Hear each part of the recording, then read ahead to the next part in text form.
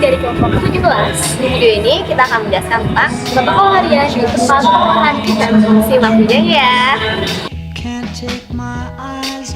Tahukah kamu, produk perikanan adalah salah satu bahan pangan yang paling cepat rusak. Di balik seafood lezat yang kamu nikmati, ada protokol harian yang ketat dilakukan oleh pelaku usaha di tempat pengolahan ikan. Yuk kita telusuri bagaimana sanitasi dan hygiene diterapkan setiap hari sesuai dengan standar SSOP. Sanitasi merupakan upaya untuk mencegah timbulnya penyakit dengan menghilangkan unsur-unsur yang dapat menyebabkan kontaminasi pada produk. Ilmu sanitasi secara umum mengacu pada penerapan prinsip-prinsip yang bertujuan untuk menjaga, meningkatkan, atau mengembalikan kondisi kesehatan manusia. Sanitasi perlu dilakukan pada setiap pengolahan ikan untuk menjaga mutu produk tetap baik. Dalam tempat pengolahan ikan, sanitasi menjadi hal penting yang harus diterapkan guna mempertahankan kualitas produk.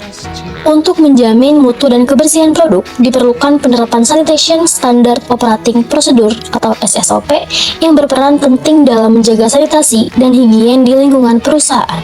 Menurut Grant 2019, SSOP sendiri merupakan pedoman persyaratan dasar dalam unit pengolahan ikan yang dirancang untuk memastikan kondisi sanitasi yang layak. Penerapan Sanitation Standard Operating Procedure atau SSOP mencakup 8 aspek penting, meliputi 1. Jaminan kebersihan air. 2. Kebersihan permukaan yang bersentuhan langsung dengan pangan. 3. Upaya mencegah kontaminasi silang. 4. Penyediaan fasilitas cuci tangan dan toilet yang memadai. 5. Perlindungan terhadap pencemaran bahan kimia. 6. Sistem pelabelan, penyimpanan, serta penanganan bahan beracun. 7. Kesehatan karyawan. 8. Strategi pengendalian hama.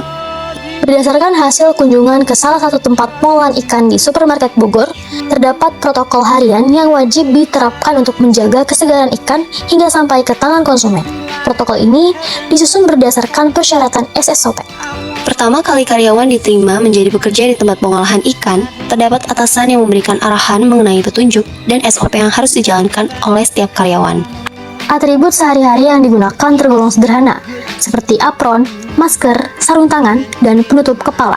Air yang digunakan dalam penanganan ikan di salah satu supermarket yang berada di Bogor bersumber dari PDAM atau Perusahaan Daerah Air Minum.